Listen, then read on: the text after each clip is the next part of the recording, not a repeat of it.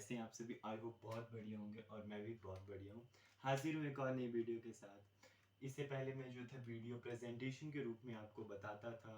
उससे पहले मैंने एमसीक्यूज डाले, काफ़ी कुछ डाला है और एक दो दिन में शायद ब्लॉग्स भी एक आधा डाल दूँ, मैं अपलोड कर दूंगा ऐसे ही फ़न के लिए।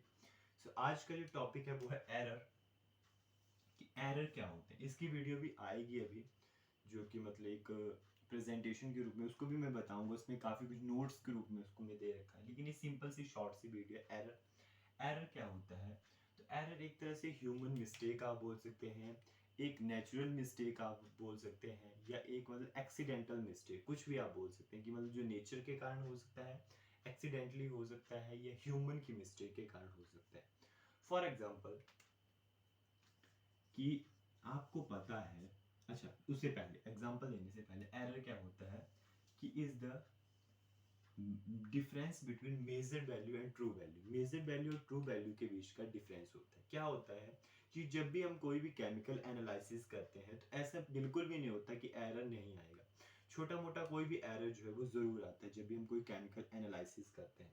तो क्या है ये, क्या है मेजर्ड वैल्यू और ट्रू वैल्यू के बीच में डिफरेंस है। मेजर्ड वैल्यू कौन सी वैल्यू होती है जो कि हमने मेजर करने के बाद बताई। जैसे हम मान लो कोई एक्सपेरिमेंट कर रहे हैं, ठीक है, जैसे ये, ठीक है, ब्यूरिट ले ली और नीचे कोनिकल फ्लास्क है, ठीक है।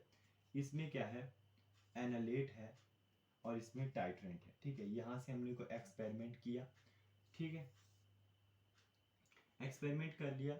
अब इनमें थोड़ा बहुत एरर आएगा, ठीक है, या तो नंबर का आ जाएगा, या मतलब इंस्ट्रूमेंट के कारण आ जाएगा, या फिर किसी केमिकल रिएजेंट के कारण आ जाएगा। तो वो जो है वो एरर आ जाता है, ठीक है। उसके बाद मैं आपको एक और एग्जांपल देता हूँ कि मेजर्ड वैल्यू मतलब यहाँ पे जो हमने क्या किया कि ट्रू वैल्यू हमारे पास पहले थी, कोई स्टैंडर्ड वैल्यू हमने मानी थी। जब भी प्रैक्टिकल करते हैं तो आपके पास पहले से कोई स्टैंडर्ड वैल्यू होती है और वो बहुत सारे एक्सपेरिमेंट करने के बाद एक स्टैंडर्ड वैल्यू निकाली जाती है, ठीक। तो उस स्टैंडर्ड वैल्यू के बीच में और जो मेजर्ड वैल्यू के बीच में जो डिफरेंस होता है, मतलब measured value minus standard value और ट्रू वैल्यू, उसको उससे जो है हमें एरर का पता चलता है कि कौन सा एरर है। फॉर एग्जांपल, जैसे मैं एग्जांपल दे रहा था अभी आपको, कि मान लो आपको पता है कि 2+2 4 होते हैं। पता है, सभी को पता होता है कि 2+2 4 होते हैं। ये सिंपल सा एग्जांपल है आपके पास। तो 2+2 4 होते हैं और ये एक ट्रू वैल्यू है जिसके बारे में बहुत सारे एक्सपेरिमेंट करने के बाद मतलब मैथमेटिकल की एक वैल्यू निकाली कि 2+2 4 ही होते हैं, ठीक है। लेकिन अगर मैं यहाँ बोल दूं कि 2+2 5 है, मेरे पास रिजल्ट आया 2+2 5, मतलब इसका क्या मतलब है कि स्टैंडर्ड वैल्यू वो थी 4 थी, ट्रू वैल्यू ये 4 थी, लेकिन मेरे पास जो मेजर्ड वैल्यू आ रही वो 5 है। तो यहाँ पे 1 का जो है वो एरर यहाँ पे आ गया। तो ये है एरर। थोड़ा सा मैंने यहाँ बता दिया, बाकी मैं आपको जो वीडियो डालूंगा उसमें बताऊंगा। तो on the basis of source and nature, ठीक है, एरर टू टाइप्स के होते हैं बेसिकली, लेकिन मैंने यहाँ पे 3 टाइप्स के बताए हैं। बेसिकली 2 टाइप्स के होते हैं, डिटर्मिनेंट, इनडिटर्मिनेंट, ग्रॉस एरर।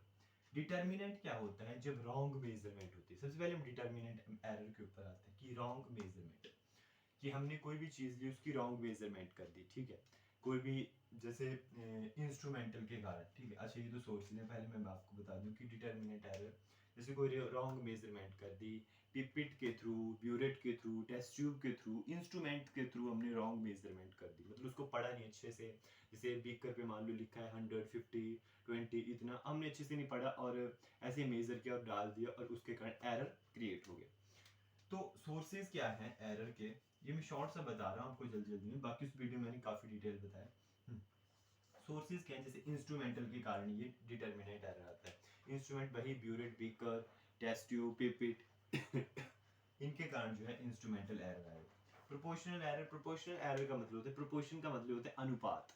अनुपात में किस तरह से एरर आता है, मतलब रेशियो या प्रोपोर्शन में किस तरह से एरर आता है, सॉरी एरर आता है। जैसे कंटेमिनेशन आ गई, इम्प्योरिटीज आ गई, मान लो कोई हमने केमिकल रिएक्शन कर रहे हैं उसमें इम्प्योरिटीज आ गई, तो उसमें प्रोपोर्शनल एरर आ जाएगा। क्या होता है कि जैसे मान लो आप कोई एक्सपेरिमेंट कर रहे हैं, 2 मिनट, जैसे आप कोई एक्सपेरिमेंट कर रहे हैं, आपने ये कोई केमिकल बना दी, ठीक है, ये केमिकल बना दी, उसके बाद यहाँ से कोई फॉरेन इम्प्योरिटीज आ गई, या आपके मतलब आपके द्वारा मतलब कोई गलती से पड़ गई इम्प्योरिटीज, ठीक है। तो यहाँ पे क्या होगा, हम उस इम्प्योरिटीज को फिर निकालना चाहेंगे, हम सोचेंगे कि उसको यार स्टक ऑफ कर देते हैं, यहाँ से निकाल देते हैं। अब उसको निकालने के चक्कर में यहाँ से कुछ केमिकल भी निकलेगा, उसकी वजह से प्रोपोर्शनल एरर आ जाता है। नेक्स्ट आता है मेरे पास पर्सनल एरर, जो कि ह्यूमन के थ्रू खुद होता है।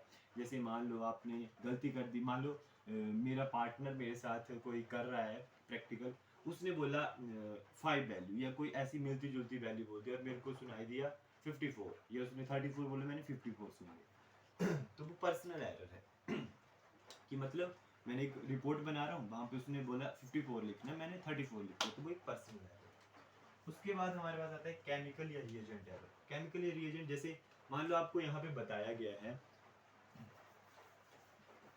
यहाँ पे आपको बताया गया है कि आपको 2 ड्रॉप्स अब ऐड करनी है आफ्टर 3 मिनट, और आपने क्या किया यहाँ से, क्योंकि आप बहुत बुद्धिमान हो, हम खुद को जो है हम ज़्यादा ज्ञानी समझते हैं, क्योंकि एक कलयुग है, यहाँ पर लोग खुद में ज़्यादा ज्ञान देखते हैं दूसरों, ठीक है। तो बुक्स को भी फेल कर देते हैं, यहाँ पे बोले 2 ड्रॉप्स डालनी, हम क्या करते हैं 3 ड्रॉप्स लीजिए डाल दी। तो वो होता है केमिकल और रिएजेंट एरर, मतलब केमिकल्स के थ्रू एरर आना, उसको बोलते हैं केमिकल या रिएजेंट एरर। नेक्स्ट आता है एरर इन मेथडोलॉजी। मेथड्स के कारण, बहुत सारे मेथड्स होते हैं किसी भी प्रैक्टिकल को करने के लिए, किसी भी एक्सपेरिमेंट को करने के लिए बहुत सारे मेथड्स दिए होते हैं। हम क्या करते हैं, उन मेथड्स को फॉलो नहीं करते हैं, और उन मेथड्स को फॉलो ना करने का, या फिर उस मेथड को किसी रॉन्ग वे में फॉलो कर देंगे, उस मेथड के प्रोसीजर को रॉन्ग ले लेंगे, तो उसके कारण जो मेथडोलॉजी एरर आता है। और ये जो क्वेश्चन था, ये इस बार पिछले ईयर जो था वो पूछा गया है, एचपी बोर्ड के क्वेश्चन पेपर में आया है। क्वेश्चन पेपर का सैंपल भी मैं आपको बताऊंगा कैसे आते हैं, तो वो थोड़े टाइम के बाद। इनडिटर्मिनेंट एरर, ये क्या होते हैं कि ये एक बार जब हो गए, ये जो डिटर्मिनेंट है, अगर ये हो जाते हैं तो इनको आप इजीली मिनिमाइज कर सकते हो, लेकिन ये जो इनडिटर्मिनेट है ये एलिमिनेट नहीं होते हैं, ये एक्सीडेंटली अकर होते हैं, जैसे किसी नेचुरल रूप से हो गए, एक्सीडेंटली अकर हो गए, तो इनको एलिमिनेट नहीं किया जा सकता बिल्कुल भी नहीं, ठीक है। जैसे वो फॉरेन पार्टिकल, जैसे आप कोई रिएक्शन कर रहे हो, आप वैसे तो बाहर नहीं करते हैं रिएक्शन, कुछ रिएक्शन मान लो, कोई आप रिएक्शन मान लो कि बाहर कर रहे हो आप, तो वहाँ से कोई फॉरेन पार्टिकल आ गई, या लैब्स में ही कोई फॉरेन पार्टिकल आ गया, उसके कारण जो है वो एक्सीडेंटली कोई जो है वो एरर आ जाता है, तो होता है इनडिटर्मिनेंट। उसका कहते हैं ग्रॉस एरर, ये बहुत डिफरेंट होता है डिटर्मिनेंट और इनडिटर्मिनेंट से, ठीक है। ये ओकेजनली होता है, कभी कभी होता है, लेकिन इससे काफ़ी ज़्यादा हानि भी हो सकती है आपके जो प्रोडक्ट आप बना रहे हो, और वो कम भी हो सकता है कि बहुत ज़्यादा मतलब उस चीज़ का लॉस हो जाए, या थोड़ा सा हो, ज़्यादा ना हो, ठीक है। तो मतलब जब एरर आए तो आपका प्रोडक्ट ज़्यादा वेस्ट ना हो, मतलब थोड़ा सा हो, ये हो सकता है कि सारे ख़त्म हो जाए, तो ये इस वे में ये होता है ओकेजनली, मतलब कभी कभी ये एरर होता है ग्रॉस एरर।